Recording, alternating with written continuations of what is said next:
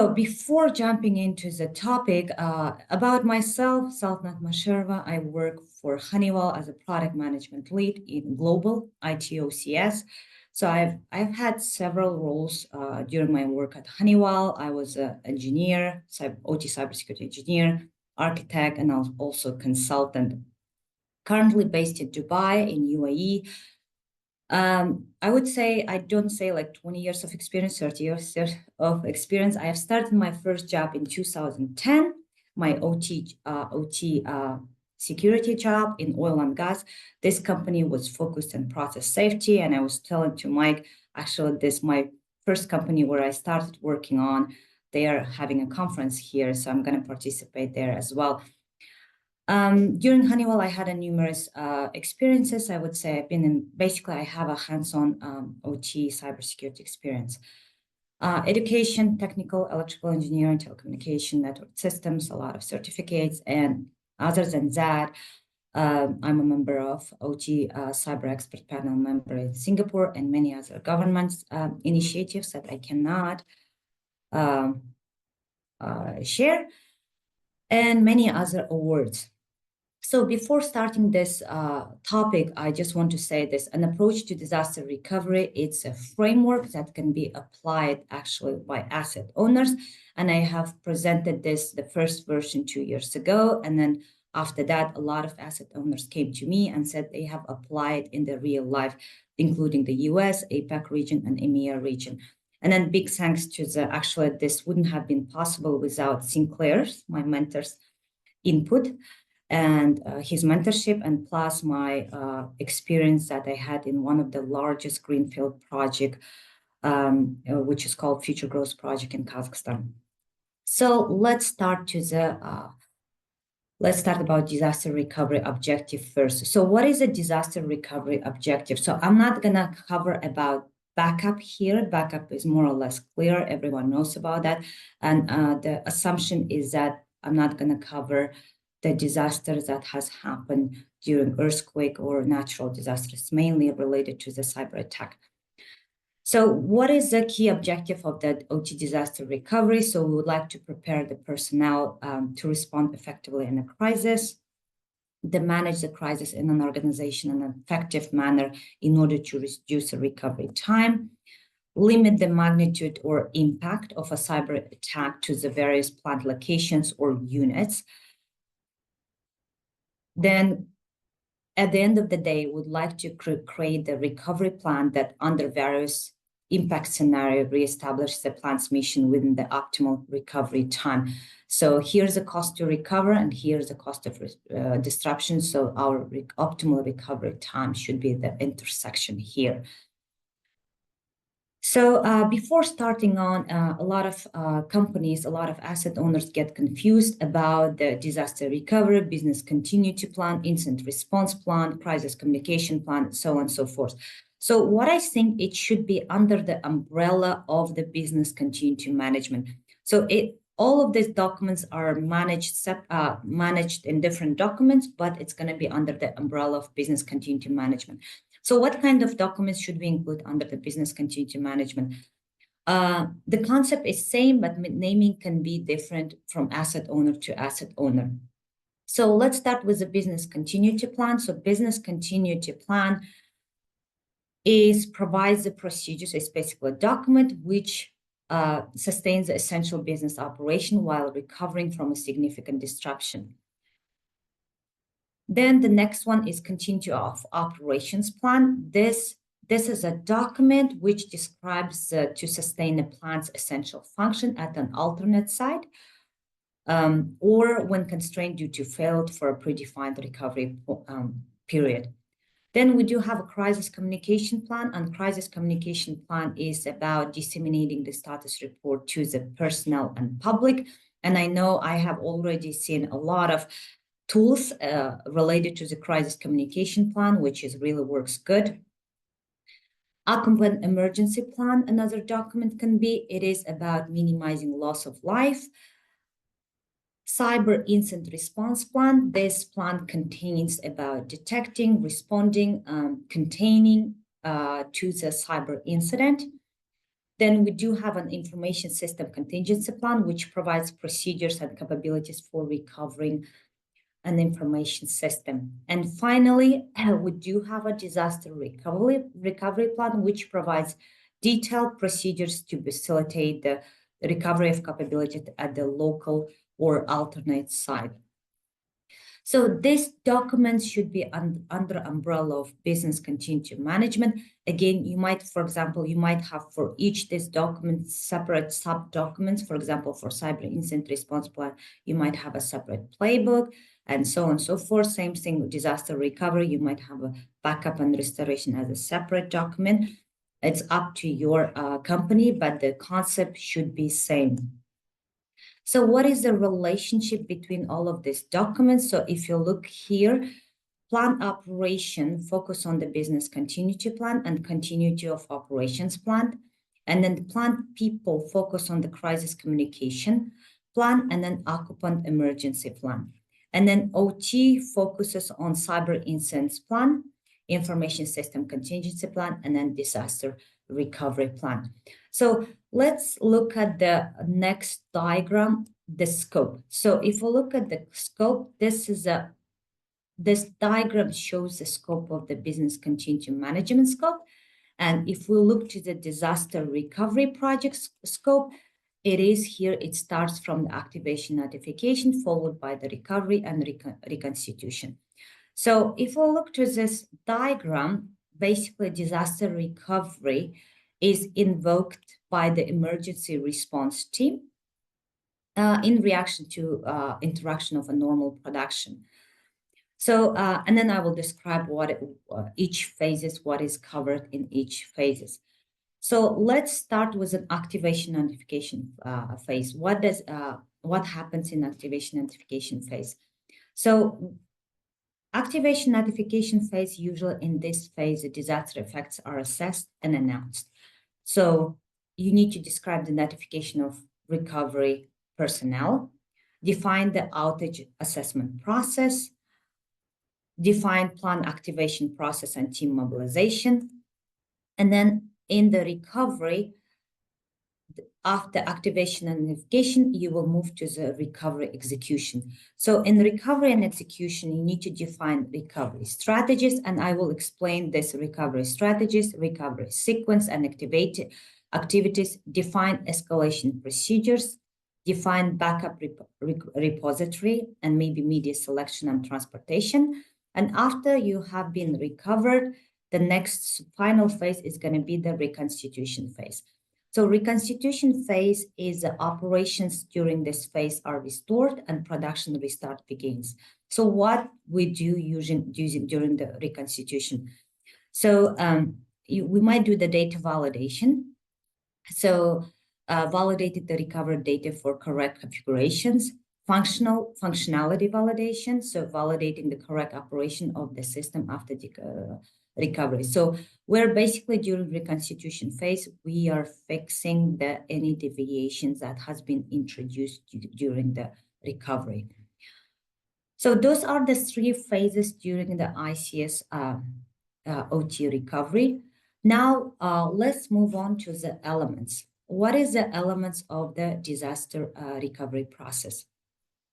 So I have divided to the two, so recovery and restoration process. So in the recovery, we include RTU, RPO, MTD, and I will explain what does that mean. And then the recovery and restoration process includes roles and responsibilities, loss scenarios, recovery sequence, and then training as well. So, okay, let me just fix my camera. So let's start with the terminology first, because I'm going to use this terminology a lot in the slides. So what is RTO, RPO, MTD? Even though a lot of asset owners think they understand this, in the real life, they don't know how to distinguish, or they just give up some numbers. So let's first start with the maximum tolerable downtime. So what is the maximum tolerable downtime? So the MTD is the total amount of time the business is willing to accept for a production process outage or disruption. Let me give you an example. For example, in some of the LNG facilities, For the terminal manager, MTD might be maybe 10 minutes or maximum 4 hours. Or MTD for example, for the HMIs in refineries might be 4 hours. If they don't have 4 hours, if they cannot recover, they need to start the shutting down. They will have a problem basically. And then recently I heard when one of the asset owners applied this framework, he gave me an example in their case that the maximum tolerable downtime for their port authority is 7 minutes. If it's more than 7 minutes, then they might have a safety and availability issues. Next one is a recovery time objective. So RTO defines the maximum amount of time and that the system resource or component can be unavailable before the MTD. So RTO is always less than MTD. For example, if we have said for this HMI MTD is 4 hours, we need to make sure that we're going to recover. Our RTO is going to be to HMI maybe 2 hours. So 2 hours meaning that we do have spares in place and we have tested our recovery. Without testing your recovery, restoration, you don't know how what is your RTO. But RTO first you identify after identifying the MTD. Then we do have RPO, recovery point objective. It's all about backup. It's related to the data. How much of data you're willing to tolerate to lose. I was thinking, okay, Mike, question and answers, I will answer it at the end of the session. I will make sure that I will end 5 minutes before. So RPO is all about backup data. So for example, a lot of asset owners, they say, oh, vendors will come and take a backup every 6 months. So it means that you're going to tolerate your backup loss for 6 months, RPO. So RPO, unlike the RTO, is not considered part of the MTD because it's all about backup. And then, of course, for the RPO, we want to follow the best practice, meaning that, for example, we want to have incremental, differential, and full backup in 2 types of media and 1 offline. So the main parameter here is the MTD. So MTD is drives the recovery strategy. So once we have identified the MTD, then we can identify the recovery strategy, recovery sequence, and of course, all other like redundancy and so on and so forth can be identified based on the MTD. So MTD is one of the main parts. And then before moving on to the next slide, I just want to explain when you identify your MTD, it's not like when you look at the needs, it starts from the identify, protect, detect, and then respond, and then you go to recover. So you wait all of this, and then when you come to the recovery phase, you start identifying the MTD. No, you need to start identifying with MTD, as Sinclair explained. When you perform, you do your cyber physical risk assessment, and when you do your cyber physical risk assessment, you can identify your MTD during that assessment process. We call it criticality assessment. So the next part, recovery and restoration process. So it includes roles and responsibility, loss scenarios, recovery sequence, reconstitution, and recovery test. So roles and responsibilities, I don't cover in detail, but I will explain some of them. So here we do have recovery strategy. Recovery strategy covers the loss scenarios that invoke the crisis and emergency response team. And then about optimal recovery sequence for each of the identified loss scenario in order to optimize the reconstitution time. A recovery test, I think it's more or less clear. Recovery test can be training, can be drill, can be simulation, and can be also even tabletop exercise. Then we do have recovery process here. Recovery process is mainly administrative process, and those elements include teams, mandates, responsibilities, invocation, mobilization. And it's basically you create your leg chart, and your leg chart is going to be the recovery process. So I think, yeah, okay. So now before moving on, let's start about the criteria.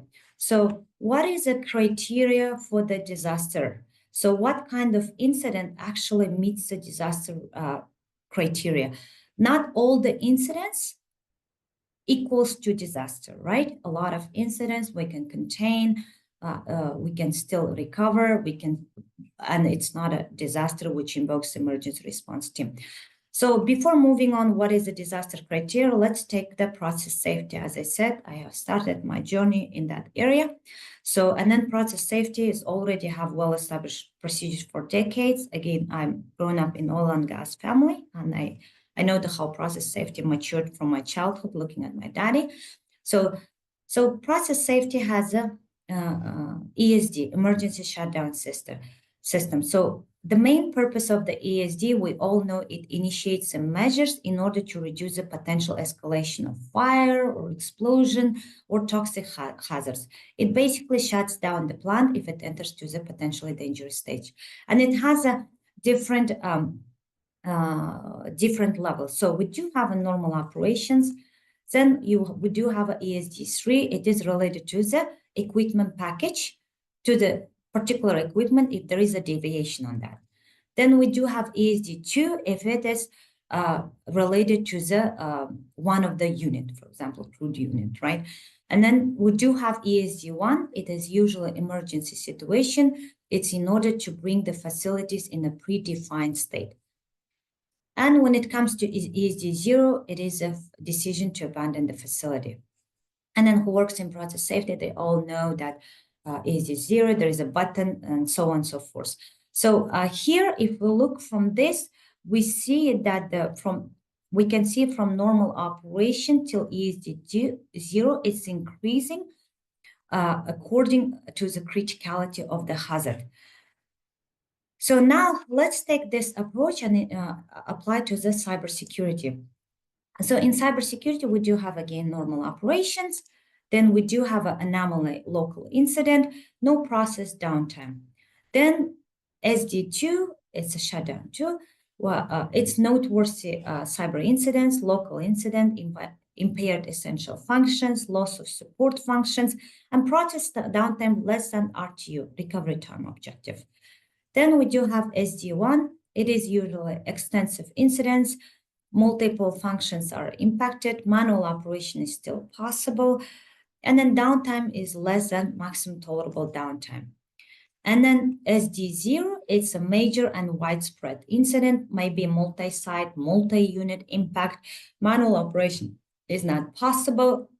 And downtime is more than maximum tolerable downtime. For example, if you have identified your MTD for that unit or for that function 1 day, it means it's more than 1 day. If you have identified 4 hours, it means it's more than 4 hours. So disasters are considered those loss scenarios that result in a shutdown greater than MTD of recovery time using regular corrective maintenance resources. So this disasters, this SG0, is considered the disasters that invokes the emergency response team.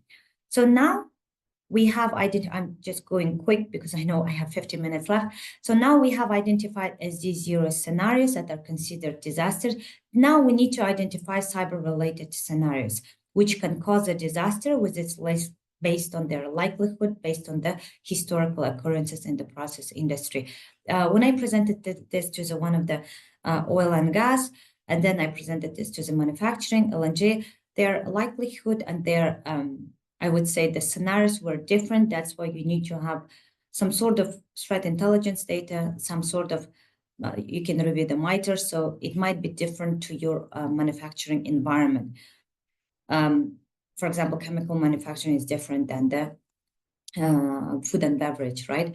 So let's start with an unlikely. So it's a destruction of field device firmware, destruction of network device firmware. So unlikely means there is a small likelihood of occurrence in the industry.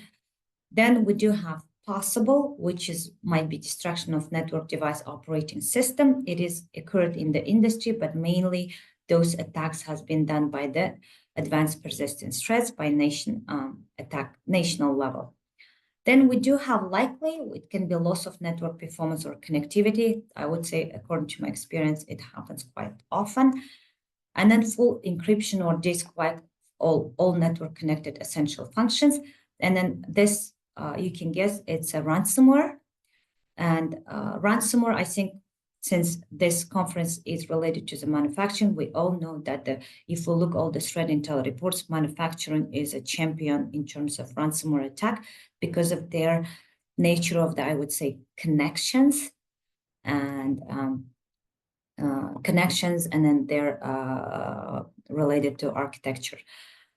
So now we have identified the disaster criteria, loss scenarios, and the roles and responsibilities. Again, depends from your team, but you might have emergency management team, which has 2 legs, which is responsible to the incident response and then to the disaster recovery and business continuity teams. So you need to make sure that you involve in your team different responsible person. And then you might have a RASI chart for the roles and responsibilities to each phases, like to the activation, notification, recovery, and reconstitution. And then you can fill in the RASI chart which team is responsible to what. And you can use, I haven't experienced that much, but there is also, I think in ISA, ICS for ICS, you can use that for the roles and responsibilities. So now we do have a disaster. Now we do have the loss scenarios that triggered those disasters. Now we need to execute the recovery. So during my experience, I have executed the black start procedures. Black start procedure, but before black start, let me explain this. So we took analogy as process safety and created the cybersecurity scenarios. So in the process safety, the ESG should be compatible with a restart philosophy covering operating configuration from total black shutdown status to the full production status.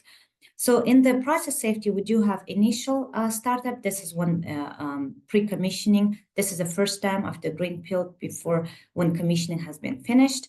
Unit or process startup, it relates to the particular equipment or to the particular unit. And then we do have a black start. Black start is usually almost similar to the initial, but it can be used during the greenfield after commissioning, and it can be used any time during plant life cycle. Black start, we know it's related to the power, basically, when there is a power blackout, to the blackout scenarios. So when there is a blackout, when we need to bring up all our equipment to life again, yeah? And then this black start procedure follows some sequence. For example, you will start, okay, let me power on my cabinet first, then I need to power on my level 3 backbone switch, and then I need to power on my domain controller, and then you will start moving on. So let's take this sequence criteria and then apply to the recovery sequence. I'm not going to deep dive into this because Sinclair already explains that instead of focusing on system, we want to focus on functions. So functions, for example, because in one workstation, which is a system, can be 3 different functions, for example, safety system, BPCS, fire and gas. I know you might be thinking that we need to keep it separate. In the perfect scenarios, yes, but a lot of asset owners sometimes keep it together. And then with virtualization, in one virtualization, we might have several functions as well. So once we have identified functions, we can identify the recovery priority. So recovery priority determines the sequence in which functions are restored. So how we identify the priorities? We need to identify the essential functions first. For example, here in priority 1 is we do have a DCS or safety system, FGS, and in manufacturing, you might have your batch management process systems and so on and so forth. And then it goes to the priority 3, priority 4. And I met one customer where they said for them, priority was number 1 was VoIP, for example. So it's up to your company. Here, for the priority, dependency affects the priority sequence. So how we identify the dependency? there is a different types of dependency. I thought this is the only types of dependency, but right now, because we do have Industry 4.0, AI, we right now have different types of dependencies. For example, here in direct dependency is easy. HMI might depend on a server. This, for example, historian C might dependent on an OPC interface B, server B, which is dependent on the DCS server A. And then codependency in B can be if you have a single switch. This is a single point of failure, for example. This is a highly redundancy. It can be the domain controller or the redundant distributed database syncing. Codependency of B, C, D, E on A. This is very technical. Maybe you have a Windows host depend on a DNS, which is hosted in the domain controller. And this might be for example, virtualization. So once you have identified the dependency, now let's start recovering the process. So for example, you have a business process, right? It can be boiler, it can be crude unit, so on and so forth. So this business unit has systems which can be broken down to DCS safety systems. And in this DCS safety system so this is two functions. And this functions has an assets like server, console, controller, transmitter, and you do have identified RTU, and you do have a sequence number for that, how you're going to restore where to start first. So you start with the server first, then you go the console, because without server, console will not be operational. For example, you're using sync client, right?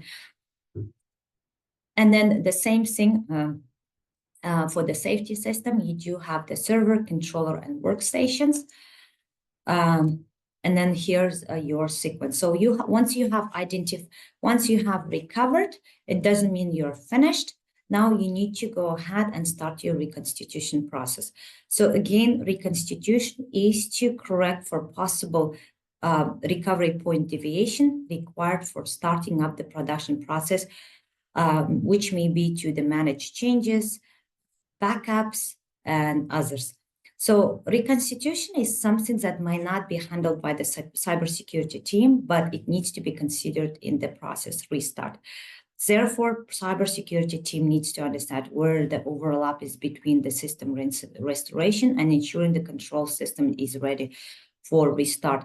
So reconstitution for every company is different, but you might do the validation of control modes. For example, you want to ensure that BPCS controller settings before starting a unit backup, then control set points, such as flows and pressures, level to startup parameters, validation outputs. For example, if BPCS loops in manual mode, ensuring the outputs are in the right position so you're not causing the hydraulic hammering. And then unit startup and process sequence. So, for example, the heaters, thermoreactors through their startup sequence. Then reestablishing the alarm modes and alarm limits for equipment conditions. For example, alarm parameters might be fed from an external source. Then test functionality and process safety, advanced control modes. That might be, you might need to reload into the APC servers or depending on the last backups, checking the automation status, validating the controller states, such as, for example, the synchronization of the PLC with the server. And then apart from that, you might do some cyber checks, such as system status logs, security checks like AV and AV signatures updated. All users can run with their changed passwords and then change login information. So the main key takeaway is that large disaster recovery efforts are much more than restoration from backups. Backups are crucial, but it's part of it. So you need to identify your cyber attack scenarios that can cause those disasters. And it's usually identified during your cyber physical risk assessment. And then in the scope, you need to include automation function. If you have identified your function in the beginning, as Sinclair explained, it makes your life easier. then identify the recovery priorities. Each asset owner priority is different.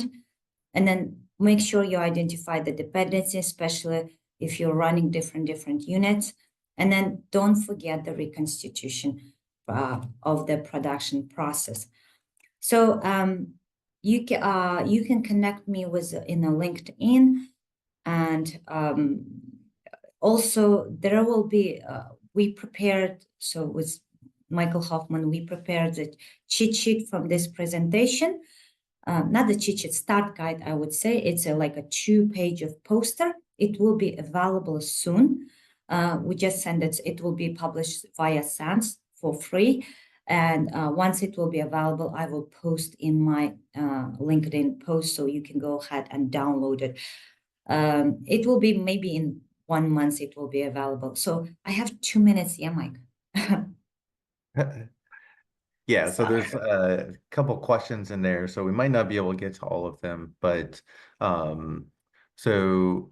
Anonymous asked, please, could you talk about the recovery restoration process might look like in practice at lower levels of the Purdue with regards to like process control, etc. The more IT center to is how can add a lot of potential for large scale operation.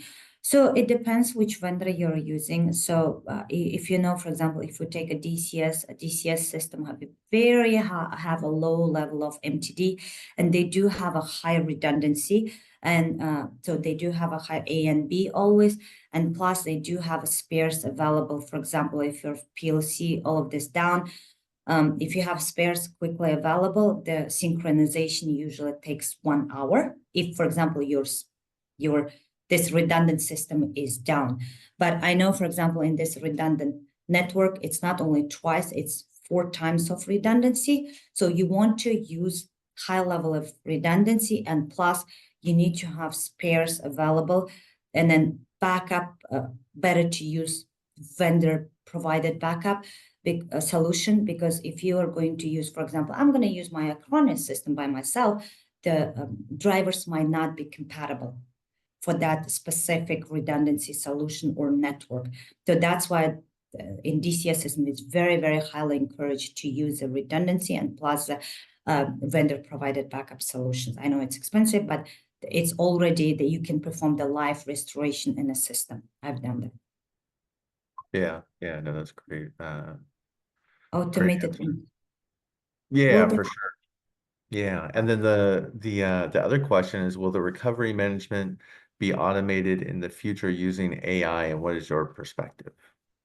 So when we say recovery management, yeah, you might have a what was the name? You might have a system, automated system. This is what I'm trying to work on using an AI, and you might just with the entering, you might get a document with an AI, but I do think it, but it's not going to be 100%. You might get an AI automated from document perspective, creation of all of this, getting all these dependencies with an AI, but it should be validated. So I might be answered. I can answer to this question after, I think after 1 year, once I will try that part. Yeah, we gotta give it a little time and see what happens in the near future for sure. I don't think I'm anyone trying to explore that really as well. knows. What's that? I'm trying to explore this year about using an AI, how disaster recovery can be optimized. Yeah, After very 1 cool. year. Yeah, it definitely makes sense, right, to go down that path for sure. So, well, special thanks to Saltanat for coming and sharing with everybody. I was glad to get to sit in and listen. So hopefully everybody enjoyed the discussion. I know I took quite a few bits from it, and I think I think someone was also asking about the presentations. I think the presentation and all the recordings are made available after the conference. So keep an email or an eye on your email, and you should have updates from Jonathan and from the conference. So, but thanks again for everybody for attending, and good to see you, Sultan, as always. Yeah, Mike, I have I'll really see you later. enjoyed it. Yeah, Yeah. say hi to Mike. All right, see you later. Bye.